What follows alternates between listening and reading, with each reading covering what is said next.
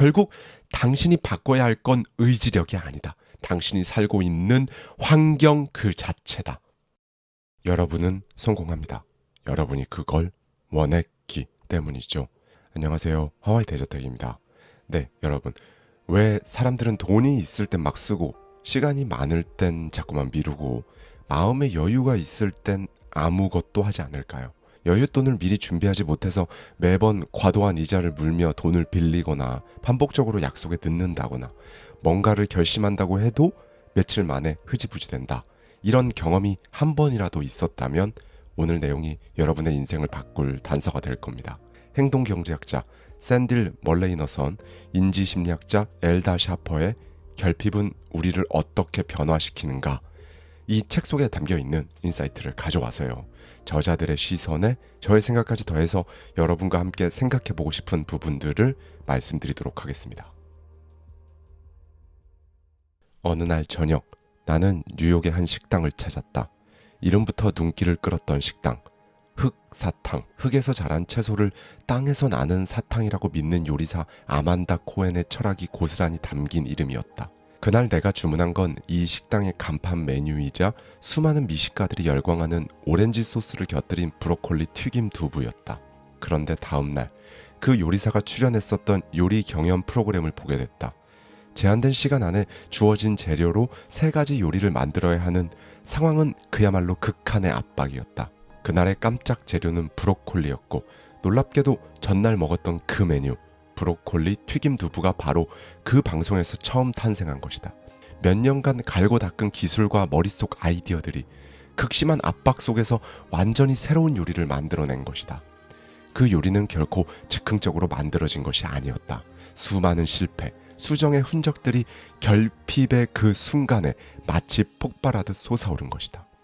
극도의 결핍 상태에서 자신을 막 몰아붙일 때 오직 눈앞의 문제와 목표에만 집중이 폭발하는 그 순간, 당신의 뇌는 마치 어두운 터널 속을 달리는 것처럼 멀리 보이는 단 하나의 출구를 향해 모든 에너지와 주의를 집중시킨다. 이것이 바로 행동경제학과 심리학에서 말하는 터널링의 순간이다. 결핍은 당신을 괴롭히는 것이 아니라 불필요한 선택지를 제거하고 지금 해야 할 일만을 뚜렷하게 보여준다. 여유가 있을 때는 수많은 아이디어 속에서 망설이게 된다. 하지만 시간이 없을 때는 고민할 여유도 갈팡질팡할 틈도 없다. 선택의 여지가 사라지는 순간 머릿속은 날카롭게 정리된다. 지금 당장 무엇을 해야 하는가? 이 질문이 뚜렷해지는 것이다. 나에게도 이런 경험이 있었다. 며칠 동안 발표 준비에 매달렸지만 내용도 흐름도 좀처럼 정리되지 않았다. 아이디어는 많았지만 그걸 어떻게 엮을지 결정하지 못하고 있었다. 그런데 마감 30분 전 갑자기 머릿속에서 퍼즐 조각이 맞춰졌다. 왜일까? 바로 결핍이 도와준 것이다. 물론 이건 흔히 말하는 단순한 창의적 영감이 아니다. 축적된 기술과 경험이 결핍이라는 도끼에 쪼개지면서 터져나온 정제된 결정체였다. 당신이 지금 마감에 쫓기고 있다면, 선택의 여지가 전혀 없다고 느껴진다면, 마치 벼랑 끝에 서 있는 기분이라면 그 순간 이렇게 말해보자. 지금 이 순간이야말로 내 잠재력이 폭발하는 순간이다. 이건 정신승리가 아니다. 심리학적으로 검증된 사실이다. 한 연구팀은 대학생들에게 3편의 에세이를 교정하게 했다. 성과에 따라 보수를 지급하되 마감 시간은 넉넉하게 3주를 주었다. 단, 기한에는 조건이 있었다. A그룹은 자유롭게 언제든 제출 가능, B그룹은 매주 한 편씩 마감 기한을 나눠서 정한 것이다. 결과는 어땠을까? 마감이 촘촘히 설정된 B그룹이 훨씬 더 빠르게, 더 정확하게 과제를 완수했다. 이유는 정말 명확했다. 정해진 기한 내에 끝내야 한다는 그 압박이 집중을 유도한 것이다. 마케팅 실험에서도 똑같은 패턴이 나타난다. 마감 기한이 명시된 쿠폰과 기한이 표시되지 않은 쿠폰 가운데 무기한 쿠폰은 월등히 사용률이 낮았다. 시간이 많다는 착각이 실행을 미루게 만들었기 때문이다. 영업사원들도 마찬가지다. 분기 마지막 주에 가장 많은 계약을 성사시킨다. 이렇게 결핍과 압박은 당신의 두뇌에 명령을 내린다. 딴 생각하지 마. 이것부터 먼저 끝내야 해. 그 순간 뇌는 산만함을 제거하고 가장 중요한 일을 의식의 최고 위치에 올려놓는다. 바로 그때 당신은 시간을 제대로 쓰게 되는 것이다. 회의 시간이 몇 분 남았든, 학기가 몇 달 남았든, 인생이 몇 년 남았든 결핍은 삶을 희석시키지 않는다. 오히려 더 진하고 밀도 있게 만든다. 그리고 그 결핍이 만들어내는 진한 몰입의 결과를 심리학자들은 이렇게 부른다. 집중 배당금. 그 어떤 동기보다도 강력하고 그 어떤 지시보다도 날카로운 그 어떤 계획보다도 실현 가능한 바로 시간의 결핍이 주는 선물인 것이다. 하지만 대부분의 사람들은 결핍이라는 단어를 떠올리면 아무것도 할 수 없고 아무것도 채울 수 없는 고통과 비참함, 무력감 같은 부정적인 감정부터 연상한다. 그러나 결핍은 무기력이 아니라 동력이다. 결핍은 당신의 정신을 날카롭게 단련시키고 흩어져 있던 자원을 최대로 끌어내며 한정된 조건 속에서 최고의 성과를 끌어낸다. 그렇다. 결핍은 고통이 아니다. 결핍은 도약이자 기회의 터널인 것이다. 무엇보다 결핍은 당신을 시험하지 않는다. 오히려 훈련시킨다. 마감에 쫓겨 허둥댈 것인가? 몰입할 것인가? 여유가 없다고 불평할 것인가? 지금 할 수 있는 것에 집중할 것인가? 도망칠 것인가? 통과할 것인가? 이렇게 결핍은 매 순간 당신에게 묻고 있는 것이다. 제2차 세계대전 당시 미군은 뜻밖의 문제에 직면했다. 임무를 마친 폭격기가 착륙 이후 갑자기 바퀴를 접어버리는 사고가 잇따라 발생한 것이다. 조사를 해보니 조종사들이 착륙 후 보조 날개 대신 바퀴를 접는 어이없는 실수를 반복했던 것으로 밝혀졌다. 왜 그런 일이 반복됐을까? 조종사가 미숙했던 걸까? 아니면 훈련이 부족했던 걸까?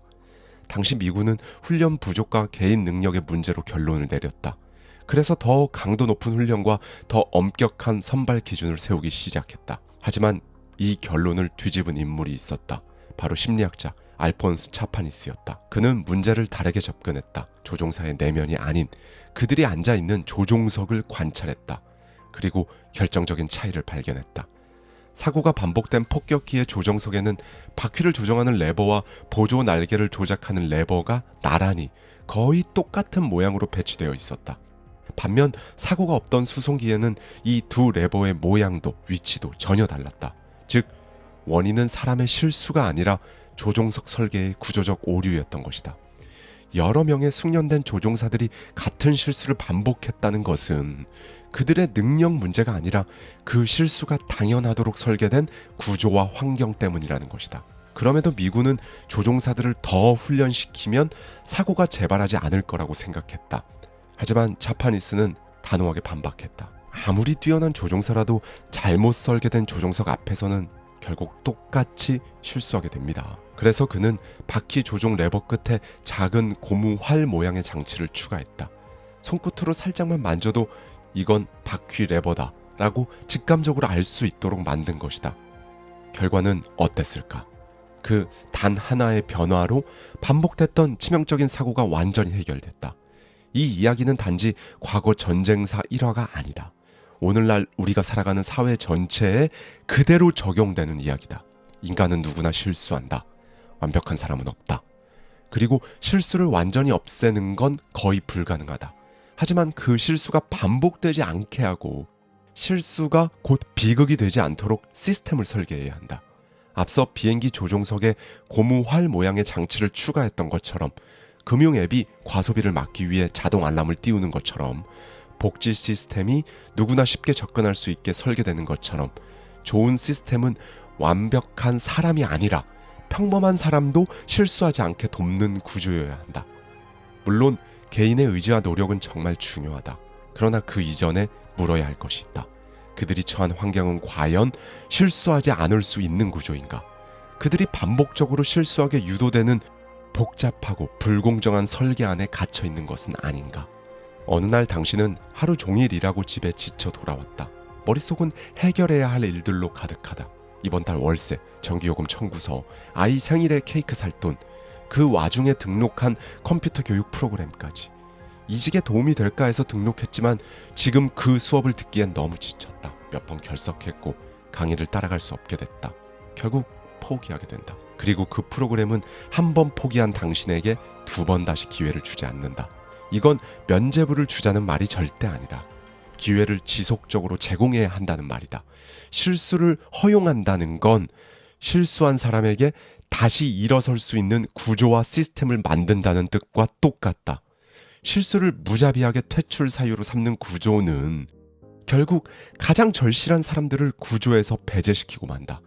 그래서 복지, 교육, 성장 프로그램은 애당초 실수할 걸 미리 계산하고 설계된 시스템이어야 한다는 것이다. 사람들은 왜 쉽게 포기할까?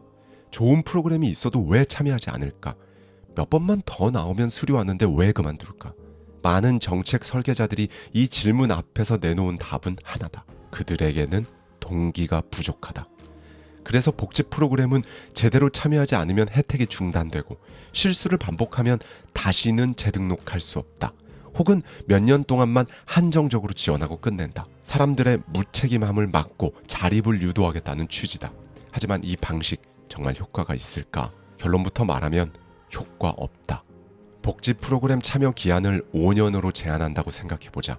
정책을 만든 사람들은 이렇게 말한다. 기한이 있으니 사람들이 더 간절하게 노력할 것이다. 자원이 한정되어 있으니 효율적으로 써야 한다. 말만 들으면 그럴싸하지만 압박은 가까운 마감에서만 작동한다. 먼 마감은 존재하지 않는 것과 같다. 터널링에 빠진 사람에게 5년 뒤의 마감이란 달력 어딘가에 흐릿하게 적힌 숫자일 뿐이다. 눈앞에 쌓인 공과금, 병원비, 아이 급식비 이런 것들이 터널의 시야를 모두 가린다. 그래서 어떤 일이 벌어질까? 마감이 가까워질 때까지는 아무 일도 일어나지 않는다. 그리고 그 기한이 눈에 들어왔을 땐 이미 늦었다. 더 이상 연장도 안 되고 혜택도 사라진다. 결국 이 제도는 자극이 아니라 처벌로 끝나버린다. 여기서 정책 설계자들이 놓치는 것이 있다. 대부분의 사람들은 지금 이 순간을 버텨내기 위해 살아간다는 것이다. 미래는 추상적이고 멀고 무력하다. 그래서 미래의 인센티브는 동기가 아니라 잡을 수 없는 안개에 불과하다. 미국에서 저소득층을 대상으로 한 저축 프로그램은 수년에 걸쳐 조금씩 결과적으로는 큰 액수를 지원해준다. 장기적으로 보면 매력적이다. 그러나 즉각적이지 않다. 바로 그 점이 문제다. 결핍의 터널 안에 갇힌 사람은 중요한 것을 먼저 보지 못한다. 급한 것부터 본다. 오늘 저녁은 뭘 먹어야 하지? 아이 병원비는 어떻게 해결하지? 그들에게 미래의 보상은 현실이 아니기 때문에 눈앞의 생존 앞에서 전부 밀려난다. 아무리 많은 지원금을 준다고 해도, 아무리 좋은 프로그램이라고 해도 지금 당장 눈에 보이지 않으면 없는 거나 마찬가지인 것이다. 그렇다면 어떻게 설계해야 할까?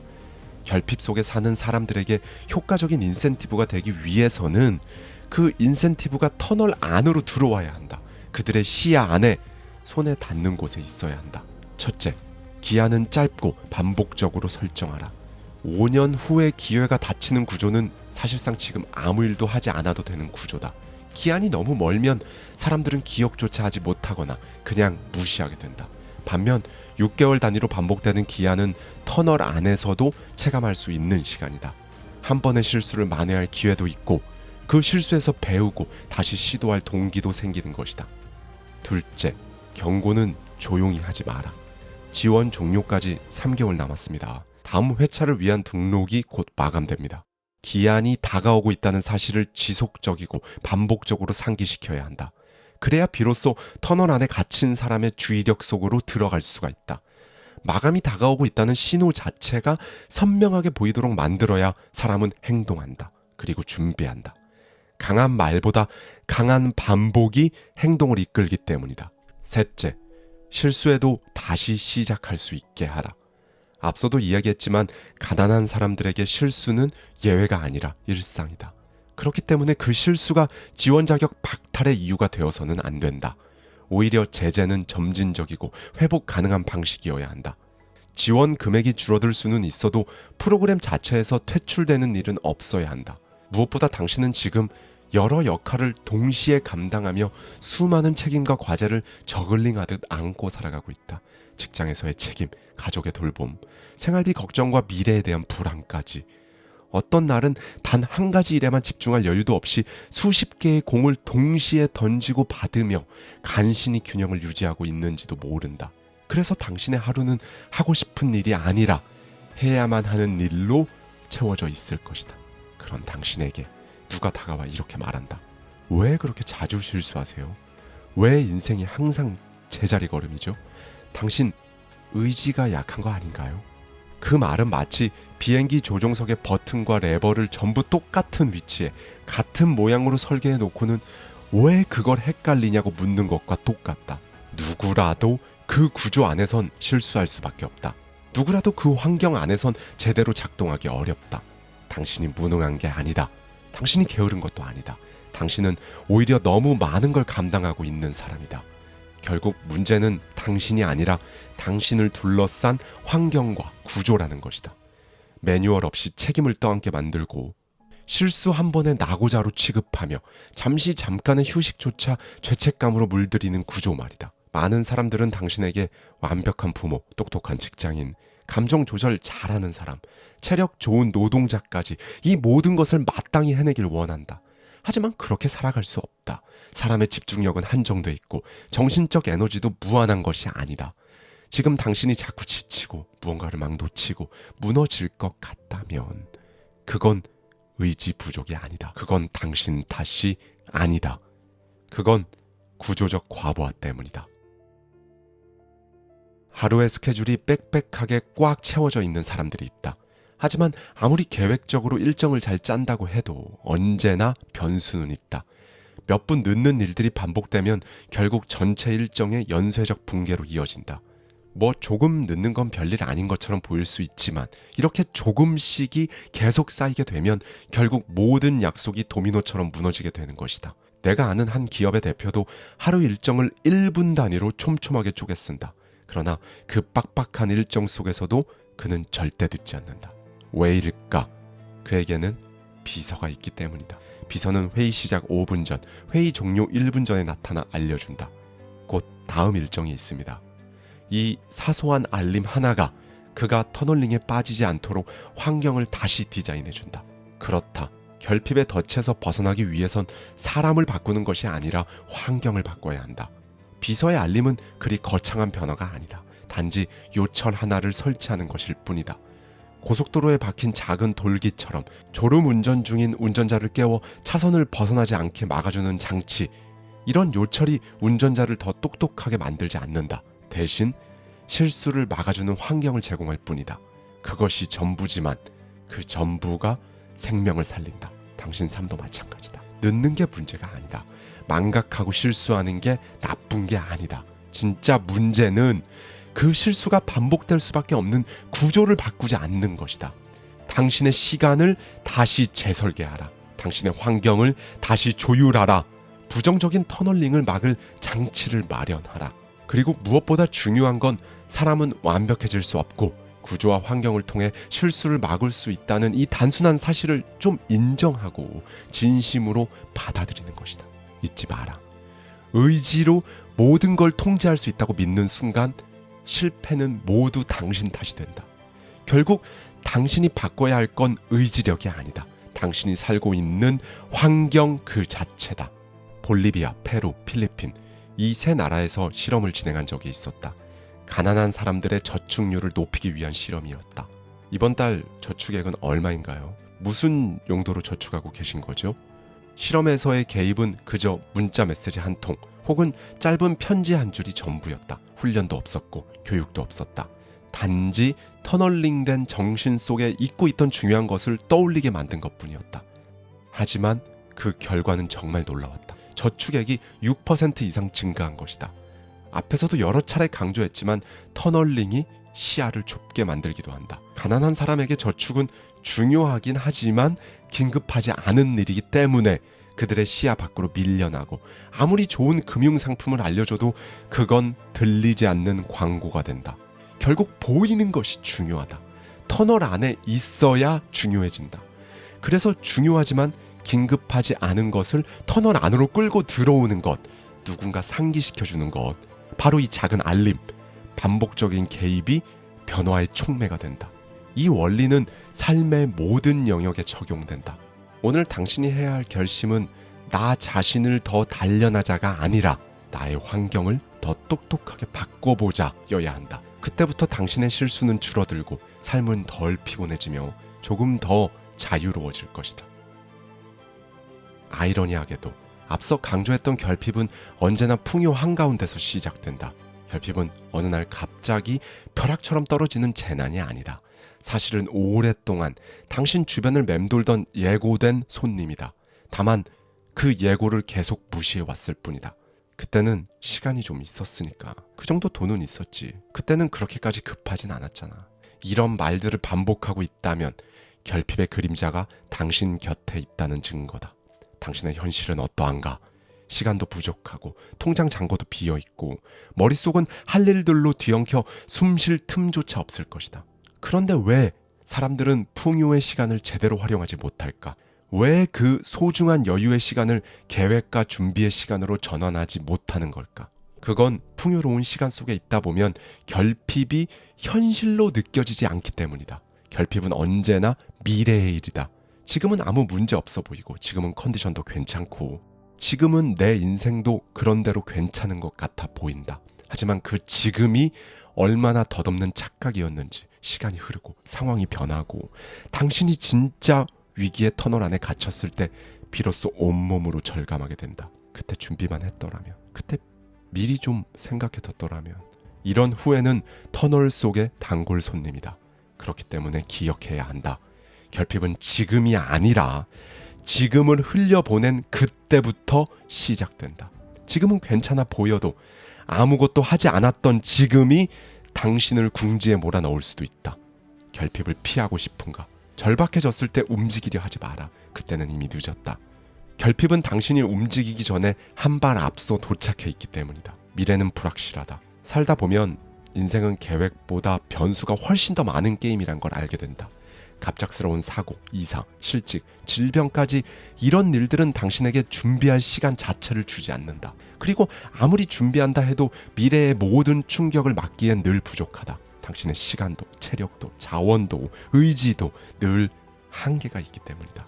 그럼에도 불구하고 가장 현실적이고 확실한 방법은 결핍의 상황이 갑작스럽게 닥치기 전에 환경을 설계해 두는 것뿐이다. 갑자기 큰 돈이 필요해질 상황에 대비해 저축 시스템을 만들어 두고 어떤 상황에도 흔들리지 않게 지속 가능한 루틴을 쌓아야 한다.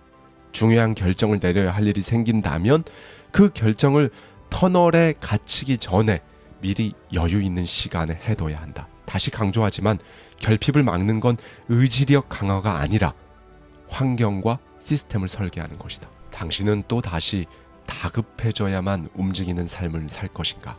아니면 지금 시스템을 설계할 것인가? 습관이 무너질 때도, 집중이 흐려질 때도, 돈이 새어나갈 때도 당신을 지키는 건 결국 시스템이다.